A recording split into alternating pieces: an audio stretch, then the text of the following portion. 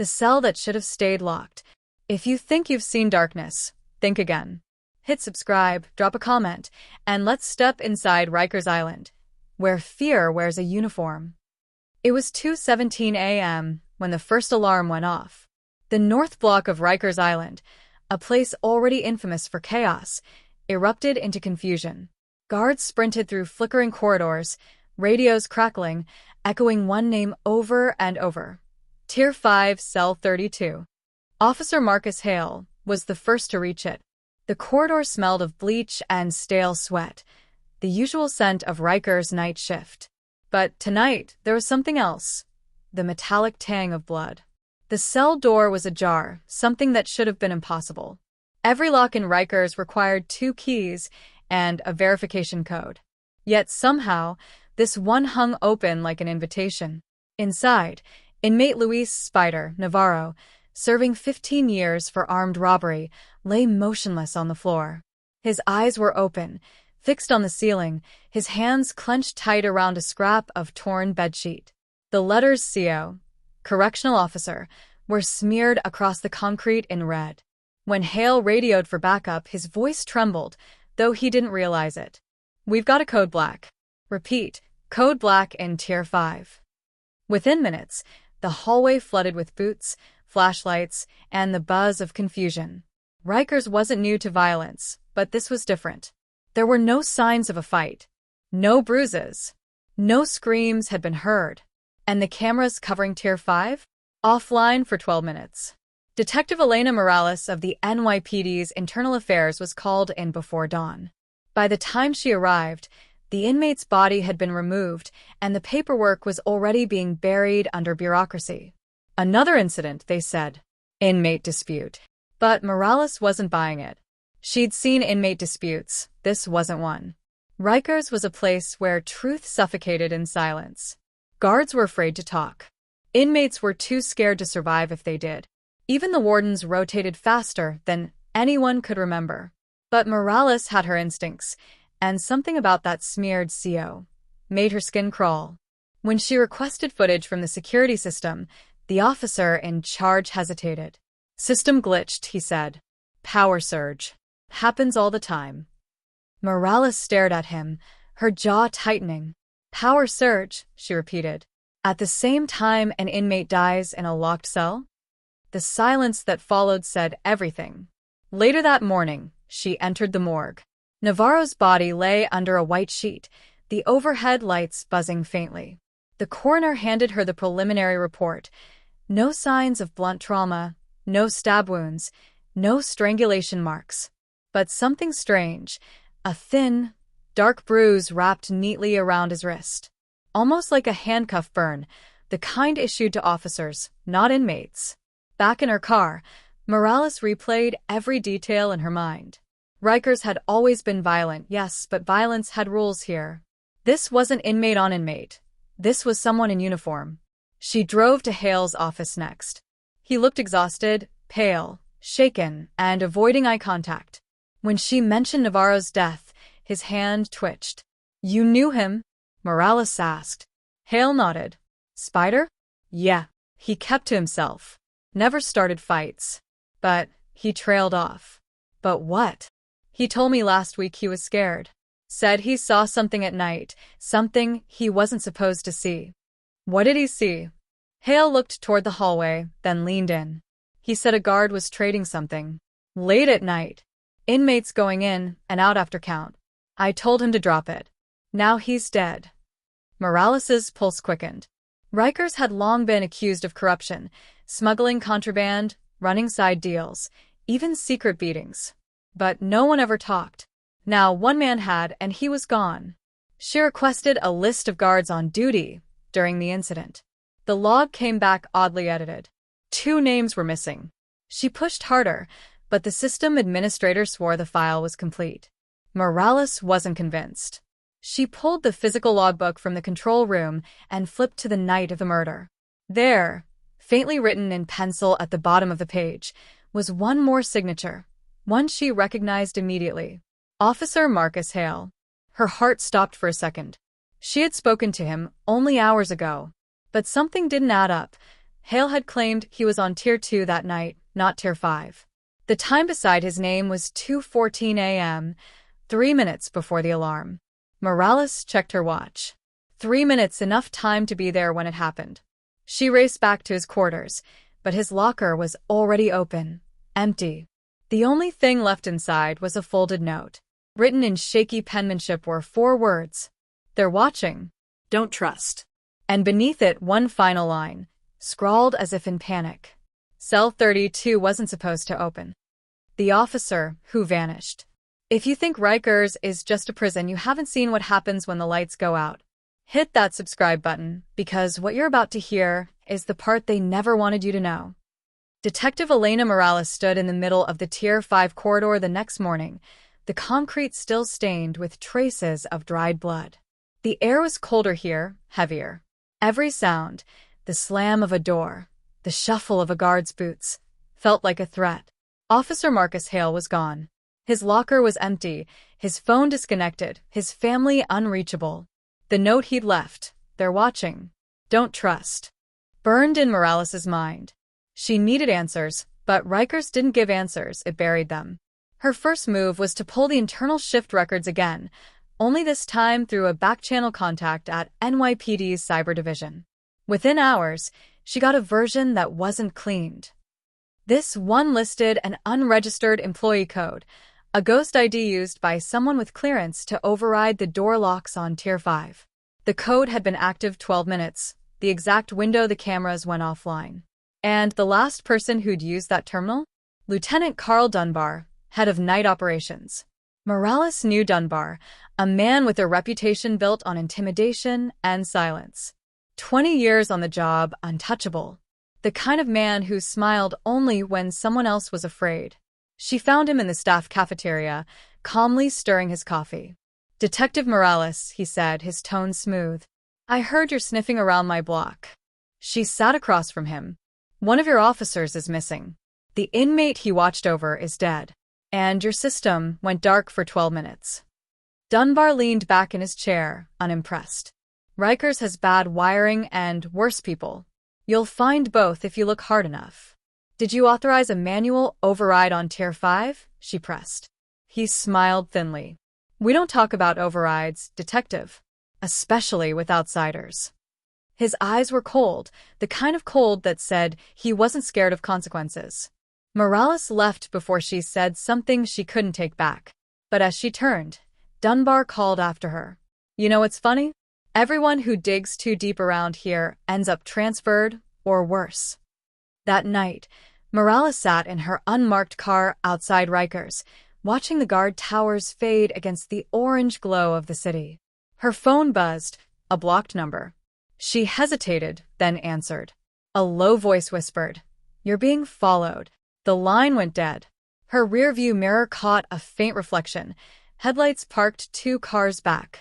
When she pulled out, so did they. She tested the tail, one turn, then another. Still behind her. Finally, she sped down a deserted stretch near the East River. The other car matched her move. She slammed her brakes, jumped out, and drew her weapon. The black sedan stopped 30 feet away. A man stepped out, hands raised. "Detective Morales," he said softly. "Don't shoot. My name's Andre Vega. I used to work at Rikers." His face was lined, eyes haunted. "I was Hale's partner," he said. "He told me if anything happened to him, I should find you." Morales lowered her gun slightly. "Where is he?" Vega looked around before speaking. "You won't find him. They took him. The same people running things inside, they're not just guards, detective. They're running a network. Contraband, drugs, information." Hale stumbled into it when he saw them using inmates for deals off the books. They warned him to stay quiet. He didn't. Her stomach twisted. "Who's they?" "The ones with keys," Vega said. "And the ones who pretend they don't see." He reached into his jacket slowly and handed her a USB drive. "Hale gave me this. Said it proves what's really happening. I've been hiding ever since." She took it, her hand trembling slightly. "What's on it?" Vega's eyes darkened. "Footage. From the night Navarro died." Before she could ask more, a loud crack split the air. Vega's head jerked violently, a single shot from the shadows. Morales dropped behind her car, glass shattering around her. She fired back blindly toward the noise, but the street was already empty. Vega was dead. The USB drive lay in the street, miraculously intact. She grabbed it, heart pounding, and drove straight to her apartment. Inside, she locked the door and plugged the drive into her laptop. The file opened to a grainy video, time-stamped 2:14 a.m., the night of the murder. She could see Tier 5, the same hallway, the same locked doors. Then, a figure entered frame. Broad shoulders. Tactical vest. The kind guards wore. He unlocked cell 32 manually. Navarro appeared, awake, frightened. The officer said something too quiet to hear. Navarro shook his head violently. The guard stepped closer, then the feed distorted. When it cleared, Navarro was on the ground. The officer stood over him, motionless, before turning toward the camera. Morales froze. The face was partially obscured, but the jawline, the eyes, unmistakable. Lieutenant Carl Dunbar. She leaned back in horror as the feed ended. Then the screen flickered again, static flashing, and new text appeared on her screen. You shouldn't have watched that. The cursor blinked once, twice, and then her laptop went black.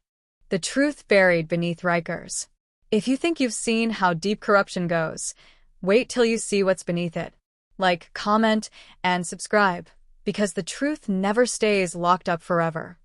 Detective Elena Morales sat alone in her dark apartment, the glow from her laptop reflecting off the walls. The machine was dead, the screen frozen mid-static. She pulled the plug, adrenaline still coursing through her. Somebody inside Rikers knew she'd seen the video. And now they were coming. Her phone buzzed again, an unknown number. She didn't answer.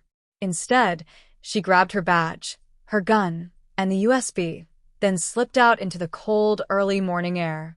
The city was barely waking, but every shadow felt alive. She drove toward Rikers Island, her thoughts racing. Lieutenant Dunbar was the key.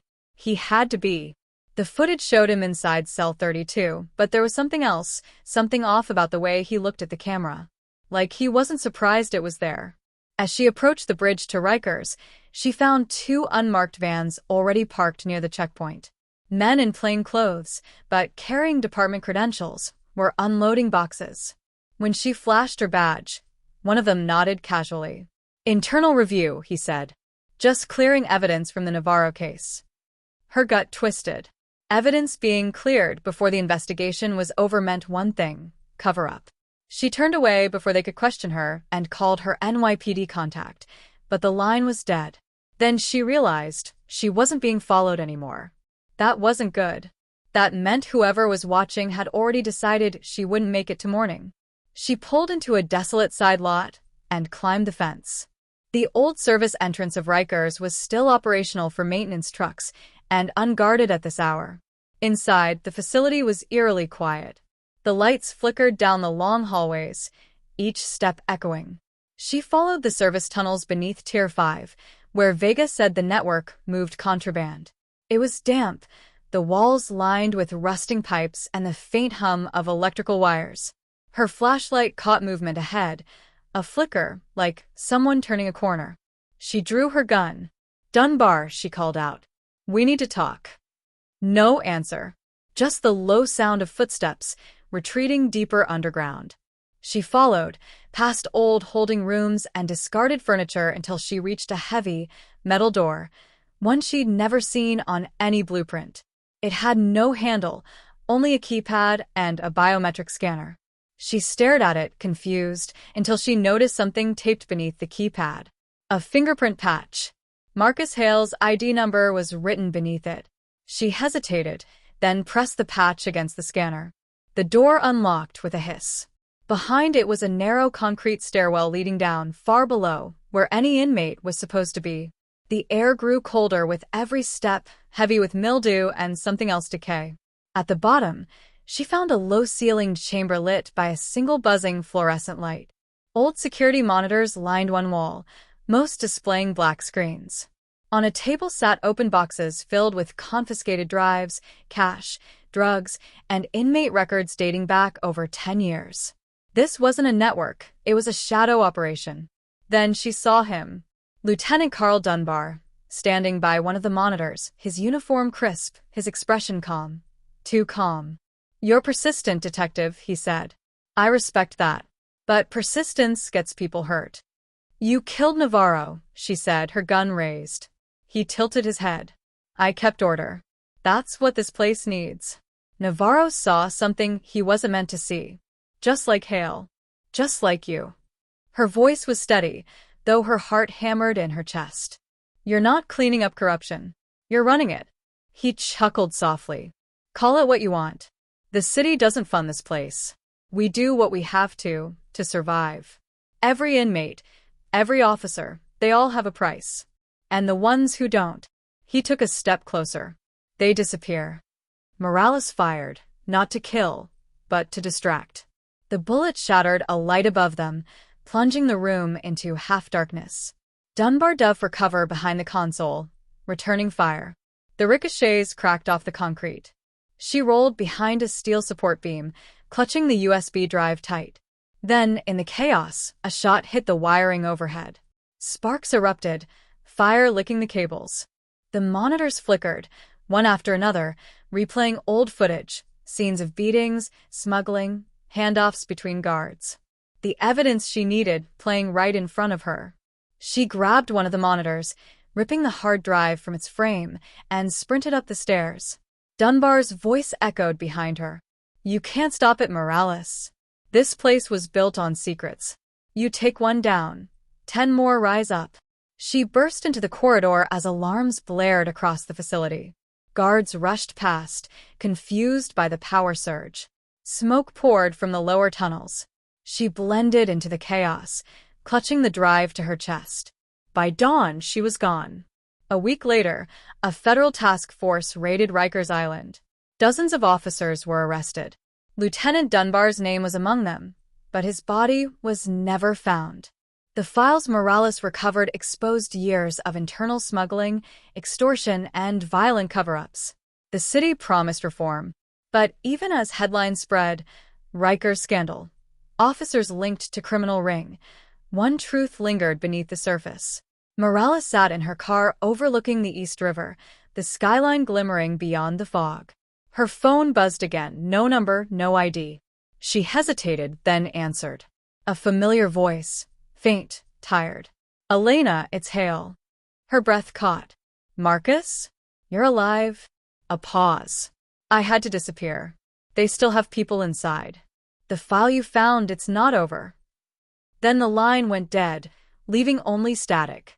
She stared at the phone, her reflection trembling in the windshield.